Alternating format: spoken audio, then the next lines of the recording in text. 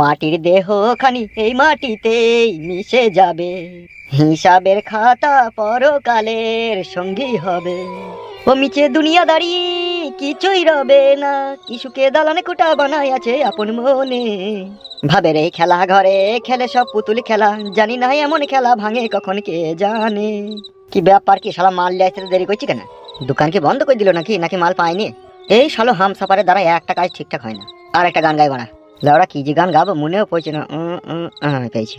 जिंदगी एक सफर है सुहाना, ये कल क्या होगा किसी ने नहीं जाना।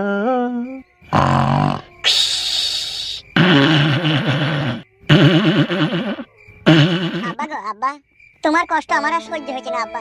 কি আর করবো বাপ বল, সব এই ফেদা কপালের দোষ। নাহলে ছেলে আবার বউ মায়ের কথা শুনে বাবাকে অপমান করে তাড়িয়ে দেয় বল? ভাগ্য খারাপ বলেই তো এরকম হইলো আমার।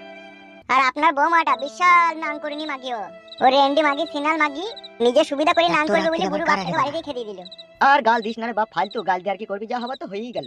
সে তো বুঝতে পারছি গো আব্বা, আপনার ছেলেটাকেও তো বোঝা উচিত ছিল যে আমার বউ মিথ্যা বলছে কি সত্যি বলছে সেটা যাচাই না করে আপনাকে বাড়িতে খেয়ে দিয়ে দিল। সেটাও তো সে ভুল করলো, অন্যায় করলো না বলো? সেটা তো সে ভুল করেছে, ছেলে যে আমার গুদ পাগলা ছেলে, জনিতে মুখ লাগিয়ে না চুঁচলি খানকি ছেলের আবার রাত্রে ঘুম হয় না। সেই জন্যই তো আব্বা তোমাকে অপমান করে বাড়ি থেকে তাড়িয়ে দিল। শুইরে বাচ্চা যা মন যাবে করো, কি আর বলবো বল, সব ভাগ্য খারাপ। শুধু একবার আমি আমার বউকে পাই, বউটাকে পেয়ে গেলেই তোমাকে আর আমার বউকে নিয়ে আমি আমার নিজের বাড়ি চলে যাবো। শুধু এমএলএ সাহেব খানকে ছেলে শুইরে বাচ্চাকে শুধু 20টা খাওয়াইতে যা দেরি। আরে সর্বনাশ, এমএলএ সাহেবকে মারার প্ল্যান। আব্বা বিশাল শালারা কি কাজ করছে রে? তাড়াতাড়ি গিয়ে বড় ভাইকে খবরটা দিতে হবে।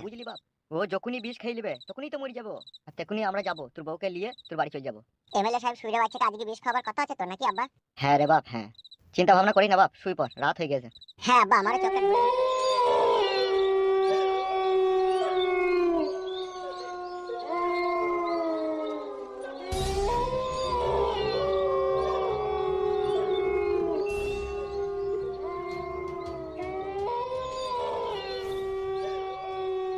কই ফকিং বৌদি? কে? আমি ফুটা। দাঁড়াও, কাস্টমার আছে এখন, আসতে পারো না, লাগছে ভালো আমার। হয়ে গেছে আর একটু। উফ, ছাড়ো। খানকি মাগি উফ, হয়ে গেছে। না তাড়াতাড়ি করা দরকার আছে। যাচ্ছি। উফ, লাগা, আস্তে।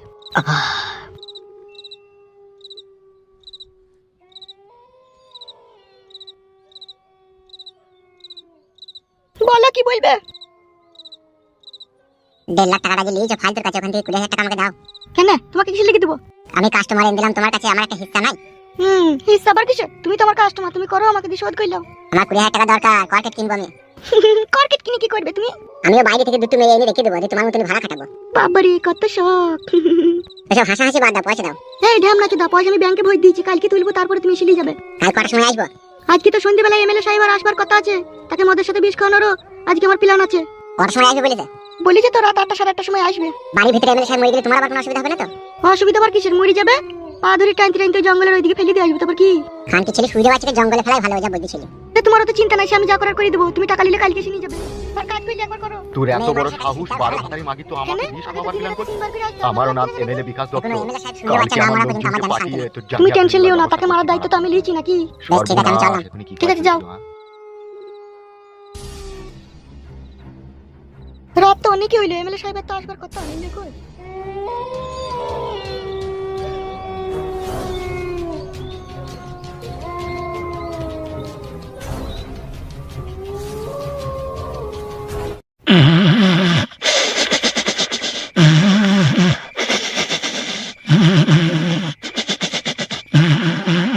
শালা কুকুর, শালা কুকুর, শালা কুকুর। বে বুকাচুদা শালা হারামি। কে রে? উঠবে শালা উঠবে। কেন রে ওরা, কি হয়েছে কি?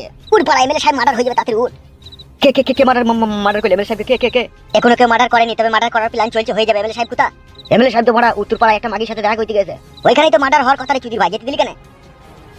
আমি কি জানি ভাড়া, ওখানে মার্ডার করবে, তা মার্ডার হয়ে গেছে দিয়ে হয় নেবে, সব প্ল্যান চলছে।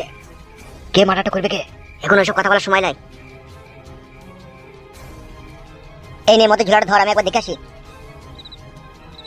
তুই এখানে থাক, আমি যাবো আর আসবো। আমি তোর সাথে যাবো মারা। চুপ না মারা, তুই বুঝি না কেন, তুই থাক, আমি যাবো আর আসবো। ভেজা তাতে যা। বাবারে, এমএলএ সাহেবকে মার্ডার করার লোক আছে মারা, ওই জন্যই বলে মারা বাপেরও বাপ থাকে। এমএলএ সাহেব মরে গেলে পরে আমি একাই রাজত্ব করব। আমার নাম বড়া সাদা কুকুর। শালা এত হিম্মত আমাকে মার্ডার করার প্ল্যান করে, গুষ্টি লেতার মেরে সব চারিয়ে দিব রে। শালা আমাকে চিনে না তো জিনতো বলি ধরবার মরা বলি ছাড়বো। শালা এই অন্ধকার রাতে এখন কোথা খুঁজবা, কোন মাগের কাছে ঢুকলে গো? শালা এমএলএ বলি যা মন তাই করছি গো।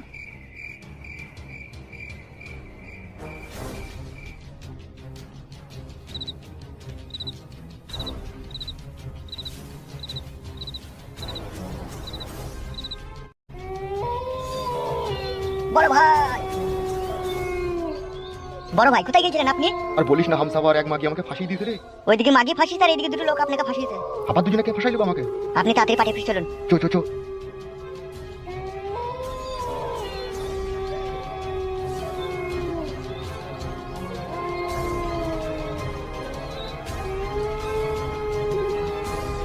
বড় ভাই আপনি নিজের কানে শুনলেন ওই মেয়েটা আপনাকে মদের সাথে বিষ পাইল করে খাইয়ে দেবে? হ্যাঁ রে, ভিতরে একজনকে বলছিল, তাকে আমি দেখতে পাইনি কো, কিন্তু আমি ওর সব কথা শুনেছি। আমাকে মারার ও গোপন প্ল্যান করেছে। কত বড় হিম্মত তাইলে মাগিটারা। তুই একটা কি যেন বলছিলি, আমাকে কারা মারার প্ল্যান করছিল? হ্যাঁ ঠিকই বলছিলাম বড় ভাই, আমি যখন মদ নিয়ে আসছিলাম না, ঝোপের আড়ালে দুজনে ঘুষ ঘুষ ফুসফুস করে বলছিল যে এমএলএ সাহেব মরে গেলেই সব সমস্যার সমাধান মিটে যাবে। আমি এটা কানে শুনলাম। কে সে শুইরে বাচ্চারা? আমি বড় ভাই অতটা অন্ধকারে দেখতে পাইনি গো, কিন্তু কথাটা শুনতে পেয়েছি। চারিদিকে শত্রু, আমার বেঁচে থাকা কঠিন ব্যাপার তোরা তাইলে। সাদা কুকুর কি করবো রে তাইলে? ওই মাগিটাকে ধরলেই তো সব সত্যি কথা বেরিয়ে যাবে। কথাটা তো ঠিকই বলেছিস মারা। শত্রুকে বাঁচিয়ে রাখা কখনো উচিত নয় ভাই। আমি তো শত্রুকে বাঁচিয়ে রাখি না রে, ওকে আমি কঠিন সাজা দেবো ওই মেয়েটাকে। রেপ করে মার্ডার করে দেবো? ঠিকই বলছে ভাই, এখন রাত 1টা বাজলে কোনো প্রমাণ থাকবে না।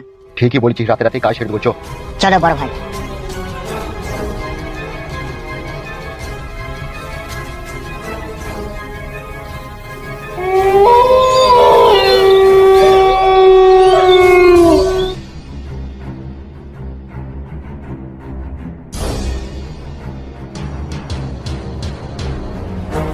ওই গো ফকিং বৌদি, কে এত রাত্রে?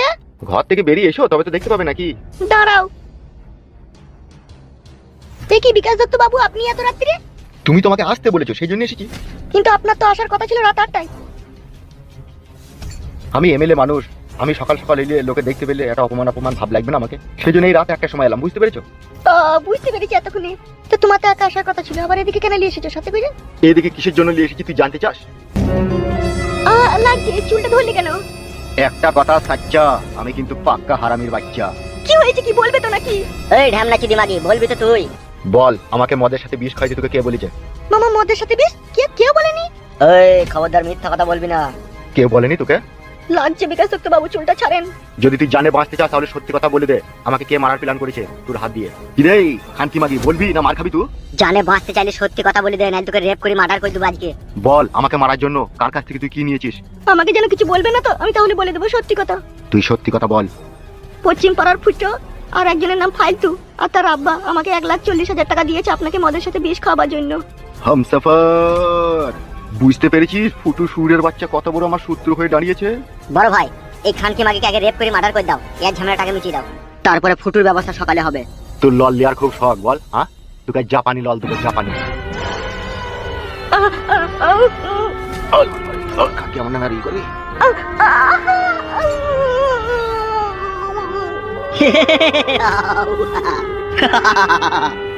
Yo, yo, yo.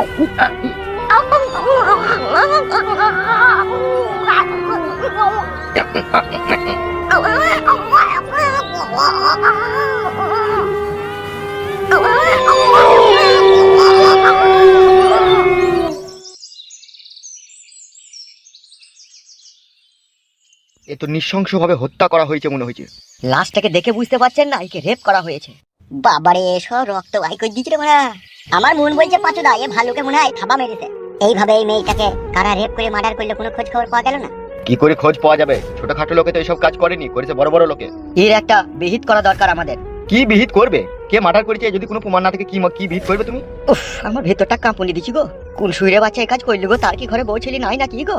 এইভাবে একটা অসহায়ের মেয়ের ইজ্জত লুটে নিল। আরে সর্বনাশ, কি কাজ করেছে রে মারা, ফকিং বডিকে মার্ডার করে দিয়েছে রে মারা। কি ব্যাপার ফুটো, তুমি এত গভীর চিন্তা ভাবনা করছো?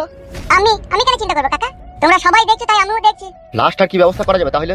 মেজো কাকা পুলিশকে ফোন করেছে তো, পুলিশ আসবে কোনি। উফ, বাপরে বাপরে কষ্ট হয়েছে। এখানে কষ্টদায়ক জিনিস। এই মার্ডারটা কে করলো মারা? কষ্টদায়ক হইলেও তো কিচ্ছু করার নাই, গরিবদের কেউ আছে, কেউ তো নাই। উফ, কোন শুইরে বাচ্চা কাজ করলো রে? কালকে বড় ফকিং বৌদির সাথে দেখা করে এলাম আর আজকে এরকম হয়ে গেল। কে মার্ডার করলো? আর দেখি তুমি রেপ করেছে। ওই তো পুলিশ অফিসার আসছে মনে হচ্ছে। ও পুলিশ অফিসার আর কি করবে, লাশ থেকে লিগে পোস্টমর্টম করা ছাড়া আর ওদের কোনো কাজ নাই। তাই বললে হবে? আসামিকে খুঁজে বাই করতে হবে না কে এই কাজ করলো? ওরা জানলেও বাই করবে না গো, টাকা পয়সা খেয়ে সব সেটে যাবে। উফ, বাপরে বাপরে, কে কাজ করলো রে? বলছে মারা গেল কি করে? হ্যাঁ কি বললেন? কথাটা কানে ঢুকেনি নাকি? একবার বললাম, বলছে মারা গেল কি করে?